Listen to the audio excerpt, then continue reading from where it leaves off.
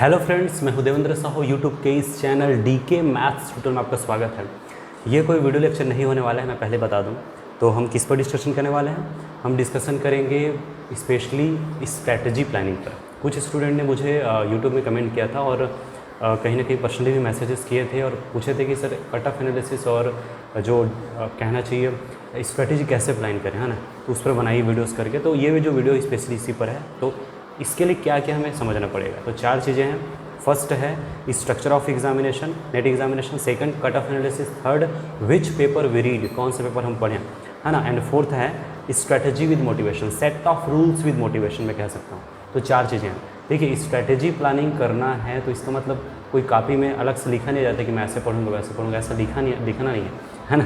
हमारा जो main target ये है कि इस सबसे पहले तो आपको सेट ऑफ रूल्स तैयार करना है, स्ट्रेटजी तैयार करना है। तो उसके लिए आपको पता होना चाहिए एग्जामिनेशन की स्ट्रक्चर क्या है, क्या क्या सेक्शंस होते हैं, नेगेटिव मार्किंग होते हैं कि नहीं, तो होते हैं तो कितना होते हैं। ये सारी चीज़ें पहले आपको पता होना चाहिए, है ना। उसके अकॉर्डिंग फिर सिलेबस को आप एनालिसिस करोगे।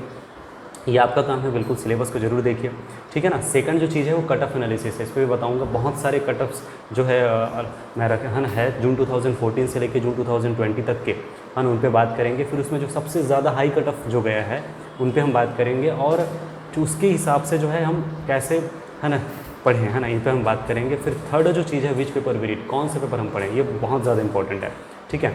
आप जो पढ़ रहे हैं, ठीक है, कौन सा पेपर कौन सब्जेक्ट भाई, क्योंकि हर स्टूडेंट्स के अलग अलग जो है स्ट्रॉन्ग क्वेश्चंस होते हैं। किसी को प्योर ज़्यादा स्ट्रॉन्ग रहता है, किसी के अप्लाइड ज़्यादा रहता है, but most of all pure के ज़्यादा क्वेश्चंस होते हैं, आपको पता है। तो मैं बताऊंगा कि कौन कौन से पेपर आपको अच्छे से पढ़ने हैं, ठीक है। अब ये तीनों को आप जब अच्छे से कर लेंगे स्ट्रक्चर, ना, ये तीनों बातें आपको अच्छे से समझ आ जाएंगी, तो ऑटोमेटिकली यही तो स्ट्रेटेजी प्लानिंग हुई ना, ठीक है। तो स्टार्ट करते हैं। सबसे पहले स्ट्रक्चर ऑफ एग्जामिनेशन। तो देखिए, सबसे पहला जो चीज़ है आपको पता होना चाहिए कि एग्जामिनेशन, है ना, में क्या है कैसा है। तो आप जो देख रहे हैं मैथमेटिकल साइंस के लिए, याद रखिए मैथमेटिकल साइंस है और आपका जो एग्जामिनेशन होता है 3 आवर्स का होता है। इतना तो बेसिक पता है, ठीक है ना। और मैक्सिमम मार्क्स कितना होता है? 200 मार्क्स का, ठीक है। जिसमें से 3 अलग अलग सेक्शंस होते हैं, पार्ट ए, है ना, पार्ट बी और पार्ट सी करके, ठीक है। जिसमें से आपको पता होना चाहिए कि पार्ट ए में से, है ना, आपको टोटल 20 क्वेश्चंस दिए होते हैं, जिसमें से आपको 15 क्वेश्चंस अटेम्प्ट करने होते हैं, अटेम्प्ट कर सकते हैं उतना, ठीक है। और जितने भी क्वेश्चंस होते हैं वो 2 मार्क्स के होते हैं, ये पता होना चाहिए, ठीक है। और पार्ट बी की अगर बात करें तो पार्ट बी में टोटल 40 क्वेश्चंस होते हैं, जिसमें से आपको 25 क्वेश्चंस अटेम्प्ट करने होते हैं। 25 क्वेश्चन आप अटेम्प्ट कर सकते हैं और हर एक क्वेश्चन जो है 3 मार्क्स के होते हैं, ठीक है। अब बात करें पार्ट सी की, तो पार्ट सी में टोटल 60 क्वेश्चंस होते हैं, लेकिन बनाने केवल आपको होते हैं 20 क्वेश्चंस। याद रखिए, है ना, टोटल क्वेश्चन होते हैं 60, जिसमें से टोटल बनाने होते हैं 20, ठीक है। मैक्सिमम 20 बना सकते हैं और हर एक क्वेश्चन जो है कितना 4.75 मार्क्स के होते हैं, ठीक है। ये बात आपको अच्छे से पता होना चाहिए। अब बात आती है नेगेटिव मार्किंग की। तो पार्ट ए और पार्ट बी दोनों नेगेटिव मार्किंग होता है, पार्ट सी नेगेटिव मार्किंग नहीं होता, ठीक है। तो कितना? तो 25% जो है नेगेटिव मार्किंग होता है। अब 25% नेगेटिव मार्किंग होता है, इसका मतलब क्या हुआ? ये जो है जितने भी हैं आपको 2 मार्क्स के हैं तो -0.5 होगा अगर आप रॉन्ग हुआ तो पार्ट ए में। पार्ट बी में इसी तरह से अगर रॉन्ग, चूँकि 3 मार्क्स का है तो रॉन्ग होगा तो -0.75 जाएगा एक क्वेश्चन जो है। क्लियर? पार्ट से निगेटिव मार्किंग का तो नहीं होता, लेकिन चैलेंजिंग होता है, क्योंकि ये जो है मल्टीपल करेक्ट आंसर्स होते हैं। ये दोनों पार्ट ए और part B single correct answer होता है, लेकिन पार्ट सी जो है मल्टीपल करेक्ट आंसर होता है। इसका मतलब ये हुआ कि ऑप्शन ए भी करेक्ट हो सकता है, बी भी, दो मतलब एक ऑप्शन भी करेक्ट हो सकता है, 2 ऑप्शन भी, 3 ऑप्शन भी, 4 ऑप्शन भी, ठीक है। जितना जो होगा, है ना, उतने आप अगर टिक मतलब करेक्ट कर कहना चाहिए, अगर ऑप्शन पे क्लिक करते हैं तो उतना आपको, है ना, तब करेक्ट माना जाएगा, अदरवाइज 0 मिलेगा, ठीक है। तो मैं मानता हूँ कि आपको ये तीनों चीज़ें आपको अच्छे से क्लियर है, ठीक है। अब ये तो समझ आ गया कि स्ट्रक्चर ऑफ एग्जामिनेशन क्या है, ठीक है। मैं ये कहूँगा कि सिलेबस आपके हाथ में रहना चाहिए। सिलेबस आप डाउनलोड कर सकते हैं CSIR जो नेट का ऑफिशियल वेबसाइट है वहाँ पर, ठीक है। इसके नीचे में ही आपको, है ना, ये जो है ना, उसी वेबसाइट से निकाला हूँ इसको। उसमें नीचे में लिखा होगा सिलेबस करके, तो उसमें आप क्लिक करके देख सकते हैं यहाँ पर, जैसे ये है ना। तो ये सिलेबस करके यहाँ पर लिखा गया है। अब हम देख लेते हैं कट ऑफ एनालिसिस। तो सबसे पहले, है ना, जून 2015 का मैथमेटिकल साइंस देखिए, अनरिजर्व्ड यानी कि जनरल क्राइटेरिया कितना 53.13% जितना कट ऑफ गया था, ठीक है। उसके बाद OBC का इतना, है ना, SC इतना, ST इतना, ठीक है। और जो फिज़िकली जो वो रहते हैं ना उनके लिए ये है। इसी तरह से अनरिजर्व्ड ये आपका ओबीसी का ये है ना, एससी का ये, एसटी का ये, और फिर वही याद रखिए लेक्चररशिप के लिए था ना ये आपका जेआरएफ के लिए। ठीक है, कट ऑफ कैसे निकाला जाता है, तो कट ऑफ का जो मेन जो प्रोसीजर ये रहता है कि जितना भी कैंडिडेट दिलाते हैं उसका 6% देखा जाता है। उसके बाद फिर अलग अलग क्राइटेरिया को अलग अलग डिवाइड करते हैं। ठीक है, तो हमारा जो मेन टारगेट जो है होना चाहिए जेआरएफ के जो कट ऑफ है वो है ना, तो जेआरएफ कट ऑफ पर हमें ज़्यादा फोकस करना है क्योंकि टारगेट हमारी कहीं ना कहीं बड़ी होनी चाहिए। ठीक है, तब उसको हमें फॉलो करने में ज़्यादा बेटर होगा। फिर कुछ अगर कम ज़्यादा इधर उधर हो गए तो फिर चल सकता है ना। अब आप टारगेट ही रख रहे हो लेक्चररशिप का, मान लो इतना ही टारगेट रखे, तो फिर वो आप कभी भी जेआरएफ कहाँ जा पाएगा आपका। ठीक है ना, क्लियर हो रहा है।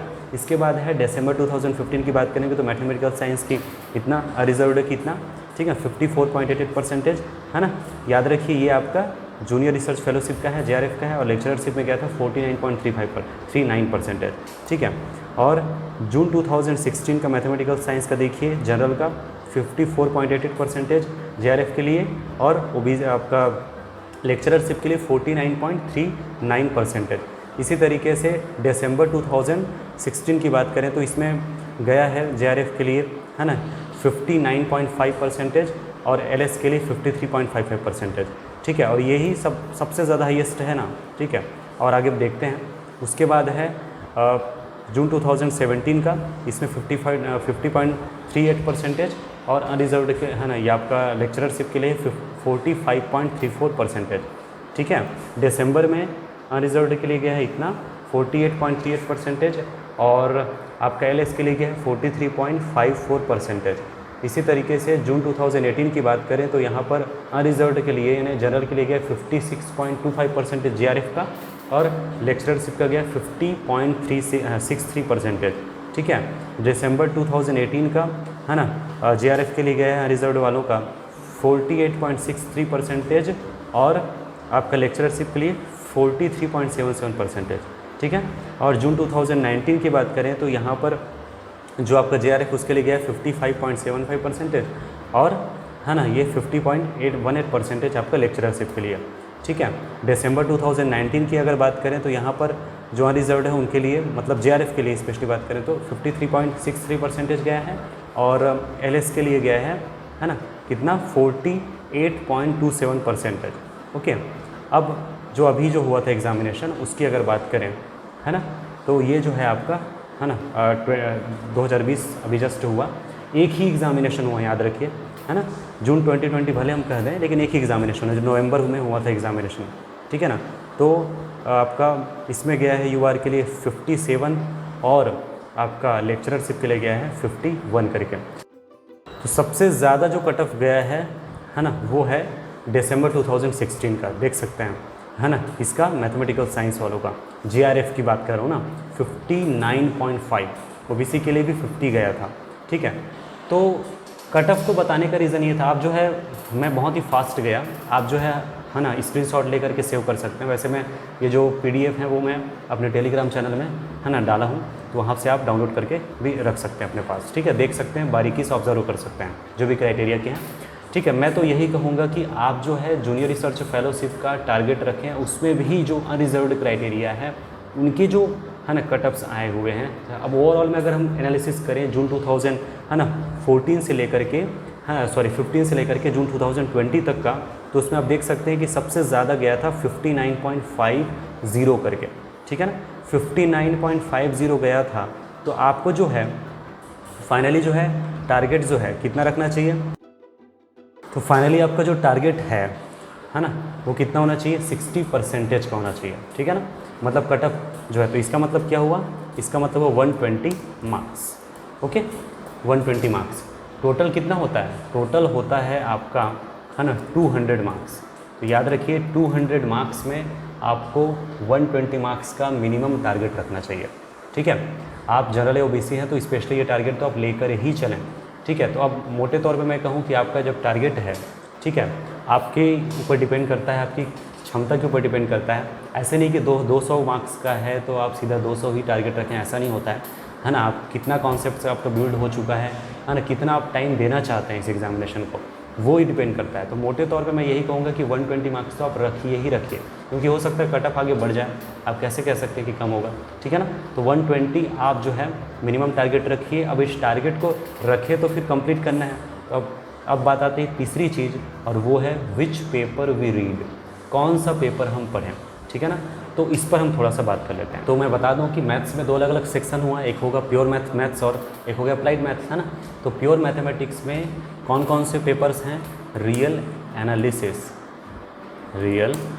एनालिसिस, ठीक है। सेकेंड आपका complex analysis, okay. Third linear algebra, okay. Fourth modern algebra. याद रखिए मॉडर्न अलजेब्रा, है ना, न लिख करके मैं इसको सीधे से 2 अलग अलग ही नाम दे देता हूँ, ग्रुप थियोरी, ओके, और रिंग थियोरी करके, ओके। तो याद रखिए 5 चीज़ें हुई किसमें? प्योर मैथमेटिक्स के अंदर, है ना। अब ये प्योर मैथमेटिक्स ज़रूरी नहीं कि आप जो है प्योर वाले हो, अप्लाइड वाले भी हो सकते हैं, बट मोस्ट ऑफ ऑल आपको प्योर से तो करने ही होंगे, ठीक है। अब मैंने जो किए थे तैयारी, है ना, जो मेरा व्यू है वो मैं बताना चाहूँगा, ठीक है, कि प्योर मैथमेटिक्स में अगर ये 5 पेपर अगर प्योर वाले हैं और 5 अगर आपके पास अच्छे से पकड़ है तो आपको नेट क्वालिफाई करने से कोई नहीं रोक सकता, है ना। आप अप्लाइड ना भी पढ़ें तो कोई दिक्कत नहीं है, ठीक है। अप्लाइड पढ़ने से फ़ायदे वाली बात ये होती है कि जैसे हो सकता है कि कुछ क्वेश्चंस है ना रियल के ना बनते हो, कॉम्प्लेक्स के रियल, ऐसा तो नहीं होता ना भाई कि जितना मार्क्स का आ रहा है पूरा बन जाएगा, ऐसा तो नहीं होता है। आप तो ऐसा है कि इनको जो है आप पूरा अगर बना लेंगे तो ऐसे ही आप टॉपर बन सकते हैं, लेकिन वो तो खैर पॉसिबल नहीं है कि अब हर एक क्वेश्चन बन जाएगा। तो इसके लिए क्या होता है कि हम कहीं ना कहीं ज़्यादा से ज़्यादा पेपर हम पढ़ते हैं, तो ज़्यादा से ज़्यादा सब्जेक्ट कवर करने से फ़ायदा ये होता है कि कहीं ना कहीं इसमें से कुछ नहीं बना तो उसमें बना, तो उसमें से नंबर कवर हो जाता है, ठीक है। तो अब मैं अप्लाइड की बात करूँ तो अप्लाइड में आप जो है ना, अप्लाइड में क्या क्या आप कवर कर सकते हैं तो वो मैं थोड़ा सा बता देता हूँ। तो अप्लाइड मैथ्स, है ना, तो अप्लाइड मैथ्स के अंदर जो मेनली जो है ना, वो है फर्स्ट ODE, बोले तो ऑर्डिनरी डिफरेंशियल इक्वेशन। सेकंड आपका है PDE, बोले तो पार्शियल डिफरेंशियल इक्वेशन, ठीक है ना। और थर्ड है COV, पूरा शॉर्ट में लिख रहा हूँ, कैलकुलस ऑफ वेरिएशन, है ना। फोर्थ है आपका इंटीग्रल इक्वेशन, बोले तो I, है ना। और फिफ्थ अगर हम और आगे बढ़ें तो न्यूमेरिकल एनालिसिस आप जा सकते हो, फिफ्थ अगर आगे बढ़ें तो। बाकी मैं सजेस्ट करूँगा इसकी ज़रूरत है भी नहीं, ठीक है। तो अप्लाइड मैथ्स में ज़्यादा से ज़्यादा 4 है, 4 को आप कवर कर सकते हो, ordinary differential equation, partial differential equation, calculus of variation और इंटीग्रल इक्वेशन। तो देख सकते हैं आप इसमें टोटल कितने हुए, है ना। टोटल इसमें जो है आप देख सकते हैं, है ना, टोटल हुए प्योर मैथ्स के अंदर 5 अलग अलग रियल एनालिसिस, कॉम्प्लेक्स एनालिसिस। मैं एक चीज़ और बता दूं कि जो रियल है और कॉम्प्लेक्स एनालिसिस है, ग्रुप थियोरी है और रिंग थियोरी है, इन चारों को मैंने सिलेबस कवर करा दिए हैं, सबसे इम्पोर्टेंट बात, ठीक है, अपने चैनल में, है ना, जिसको आप देख सकते हैं, क्लियर कर सकते हैं। किसी भी तरह से डाउट निकलता है बेझिझक कमेंट भी कर सकते हैं, ठीक है। इसमें लीनियर अलजेब्रा छूटा हुआ है, तो मैं जो है ना लीनियर अलजेब्रा ही स्टार्ट करने वाला हूँ। इसका पहला चैप्टर जो है ना रिलीज हो जाएगा जल्द ही, ठीक है। उसके बाद बात आती है ना अप्लाइड की। तो अप्लाइड में मैं OD अल्टरनेट करने वाला हूँ, मतलब कि है ना, जैसे लीनियर अलजेब्रा का पहला चैप्टर मैं कंप्लीट किया तो फिर मैं अप्लाइड में OD का पहला चैप्टर करूँगा, इस टाइप से मतलब कंटिन्यू चलेगा, ठीक है। उसके बाद फिर जब लीनियर अलजेब्रा कंप्लीट होगा, OD कंप्लीट होगा, तब आगे PD को हम देखेंगे, तो खैर वो चलेगा ना। तो मैं यही बता रहा था आपको कि कितना पेपर आपको पढ़ना चाहिए, तो इतना इनफ है, नेट क्वालिफाई क्या JRF क्वालिफाई और आप टॉपर बन सकते हैं। सबसे इंपॉर्टेंट बात क्या होता है, कई स्टूडेंट बोलते हैं कि है ना कितने क्या कौन कौन से बुक पढ़ें, कैसे पढ़ें, क्या पढ़ें। देखिए रेफरेंस बुक जो आपको मिल जाएगा, कोई प्रॉब्लम नहीं है, ठीक है, लेकिन कंटेंट जो मिलता है उसे कितना आप पढ़ते हैं, कितना माइंड में स्टोर करते हैं, वो ज़्यादा इंपॉर्टेंट होता है। आप एक ही पेपर के 5 बुक रखें उससे कोई मीनिंग नहीं है, आप उसमें से कोई एक ही बुक रखिए, है ना, लेकिन उसको आप अच्छे से क्लियर कीजिए ना, वो ज़्यादा इंपॉर्टेंट है। और मैंने तो इन जो रियल एनालिसिस है, कॉम्प्लेक्स एनालिसिस है, ग्रुप थ्योरी के कॉन्सेप्ट्स मैंने कवर करा दिए हैं।